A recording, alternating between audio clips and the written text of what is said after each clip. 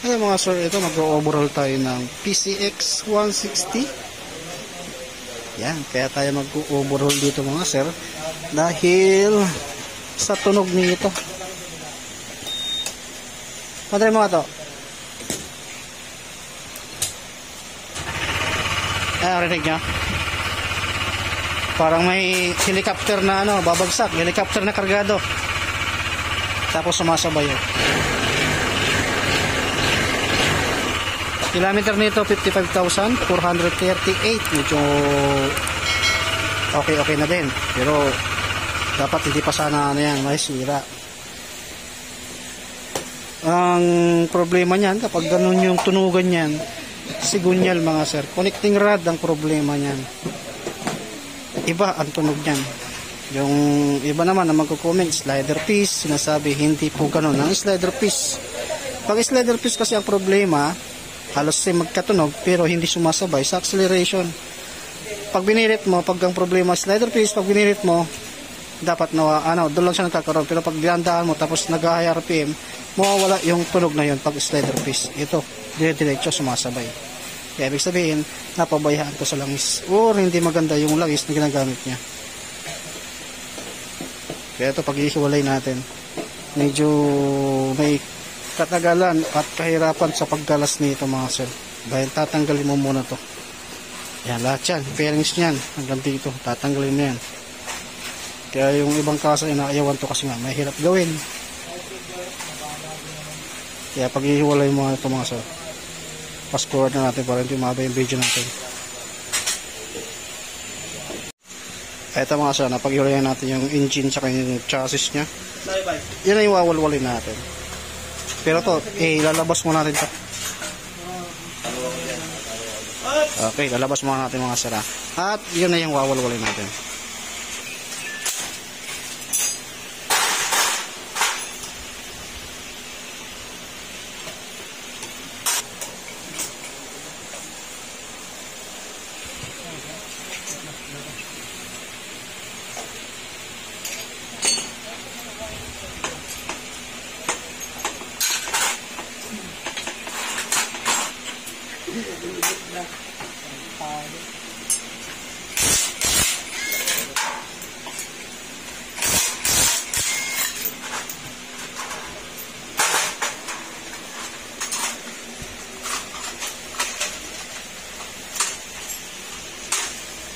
Sino mo kung gas-gas?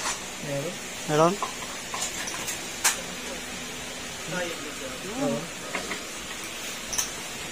Pakita mo.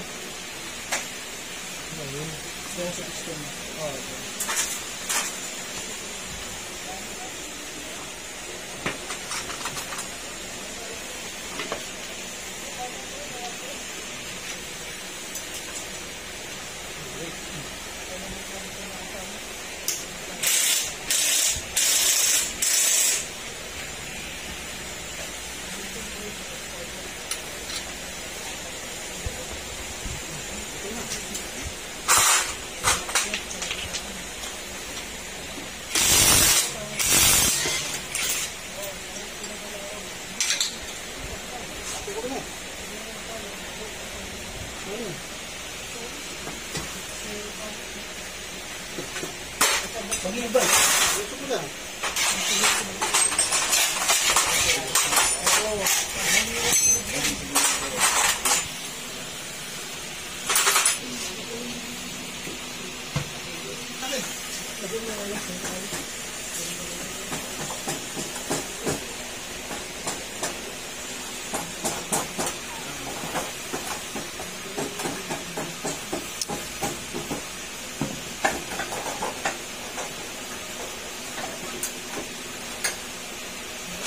Ano yun? Dito mga sir, huwag nyo kaagad tatanggalin tong sigunyal dahil mayroon pang lock po yan mga sir. Ito. Yan, tatanggalin nyo pa yung dalawang tornilyo na yan. Tatanggalin nyo yan. Para saka nyo siya pukpukin dito. Para hindi madisalan yung lock ng bearing yun. Kasi ito yung mga bearing. Lagay ba dyan? Tanggalan natin yung sigunyal niya mga sir. Tapos sabay linis na. May pakita sa inyo yung gagamitin natin mga pyesa. Linisan muna natin to. Ito naman sa nalinisan na natin yung kanyang makina. Nalinisan na yung dalawang crankcase. At ito naman yung panglas na gagawin niya. Yan, nire-grinding compound natin yung kanyang 4 na valvula para maiwasan yung loss compression. Dahil nga wala tayong makuha na ng bagong sigunyal. Yan yung sa akin yan mga sir. Hindi yung binibinta ko na hindi nila gusto kasi nga gusto bago lahat. No choice si sir. Wala siyang mabilihan. Dahil ang base na rin kami naghanap. Doon sa pinagkukuhanan ko naman, sarado pala siya ngayon. Ngayon to. Ito na lang gagamitin niya. Binigay ko na lang ng murang-mura yan. Bibigyan ko pa ng warranty yan mga sir. Sakaling alangan yung kumuha niyan o yung may-ari niyan alangan sa akin, sa sigunyal niyan, bibigyan ko ng warranty yan para sureball ng mga sabi kong tatagal yan.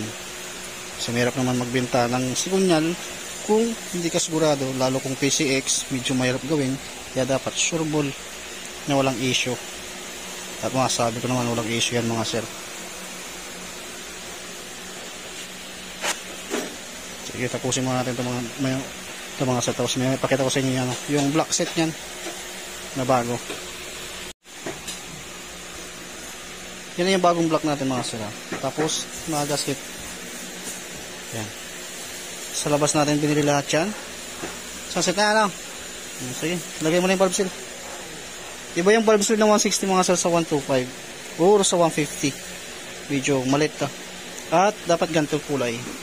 Sa mga 125 to 150 kulay green naman.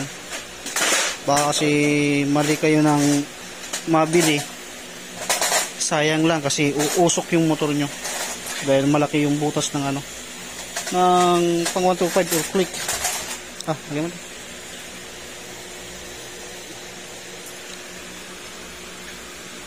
Tapos yan, i-grinding compound din yan. Tapos linisan yung mabuti, mga 2 beses ganyan para matanggal talaga yung regrinding compound dyan. Kasi yung mekaniko imported galing pa yan, Japan. Na marunong nang magtagalog. Tagalog na. Paano ka magtagalog? Basta tayo. Hi. Sige, kapit mo natin mga sir. Tapos may salpak na natin yung sigunyal. Kaya yung rush natin binili yan, yung mga pisa na yan. Kaso wala silang sigunyal. Pisikala na yan. Yan, salpak na yung valve seal. Sunod naman natin yung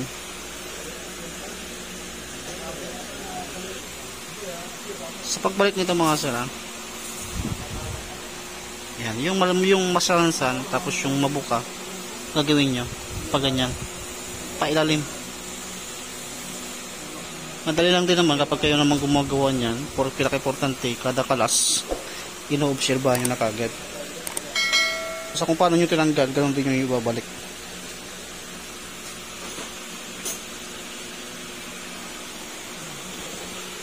Yan, may balik na isa. Dapat mayroon kayong pang valve lock para may balik nyo ng maayos yan dahil may katigasan yung valve spring yan. Okay, tapos na tayo doon sa cylinder head na mag-assemble. Tapos ilulubog na natin yung kanyang signal dito. Sa mga gantong unit, pinapatagal talaga yung pagpapainit. Sinusuplitin natin yan o binubutin natin yung kanyang crankcase para mailubog natin ng maayos yung sigunyal.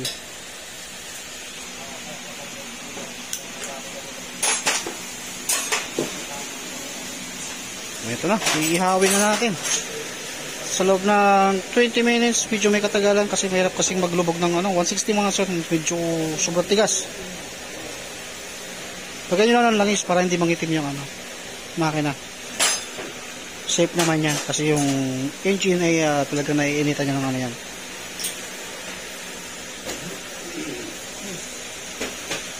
Sige, pagmuha natin, bitin muna natin. Ayan mga sir, nilabog na natin yung sigunyal. Ibalik na rin natin yung crankcase. Tapos susunod natin yung block.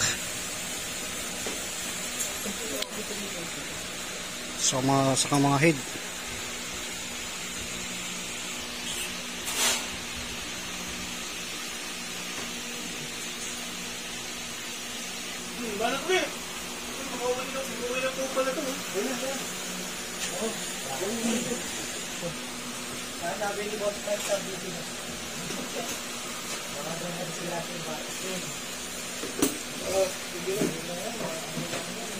Ayan yung basket natin. Bawal pin, huwag nyo nakalimutan.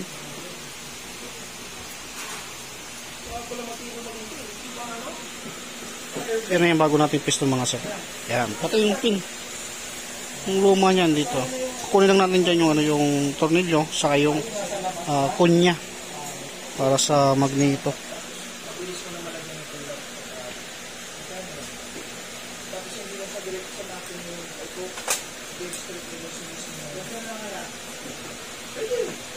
Tapos yung piston naman.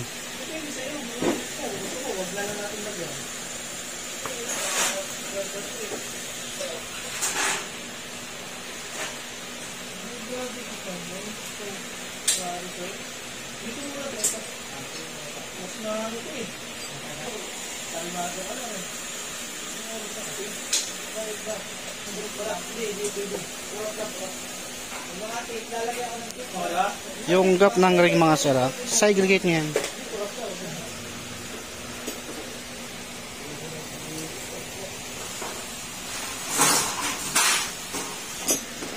Yung may iron hose. Ito yung bago nating block mga sir. Yung may iron. Yung block sheet niya mga sir, butal na lang sa 5,000. Kaya dapat maalala kayo sa langis. Yung isang set niya, yung black sheet, kulang na lang nasa kulang na yata ng 70 ata sa 5,000.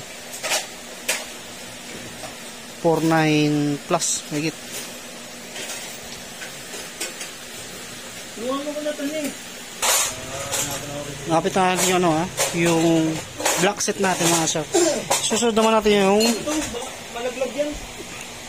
cylinder head naman. Ito, yung isang dalo.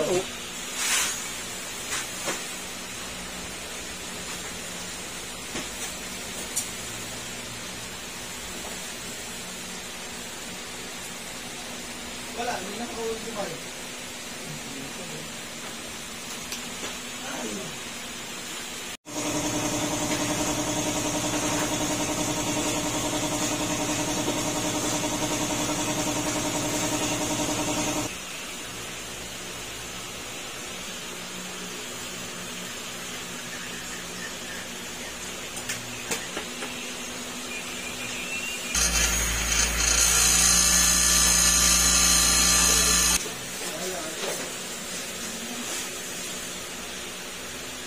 Hangin mo.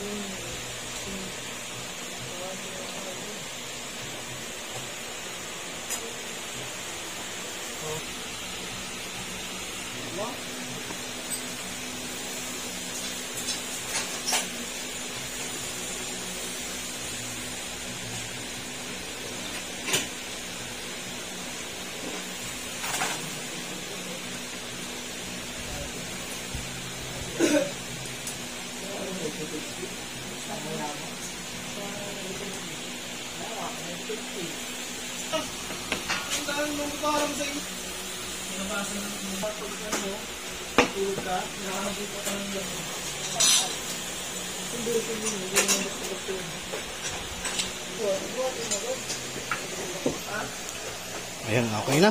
Tambotso na lang yung kulang yan. May sasalpakan na natin sa kanyang chassis mga sir.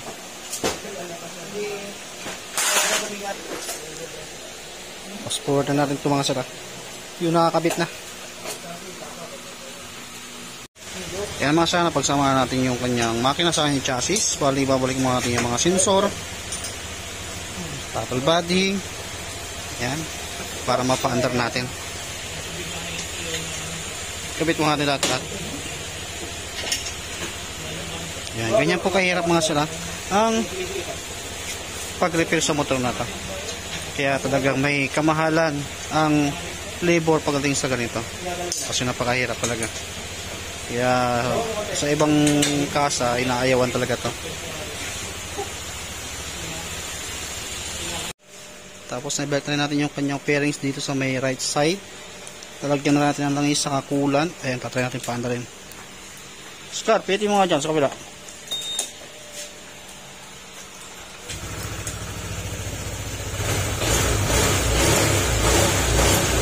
Oh, ba't kang alis?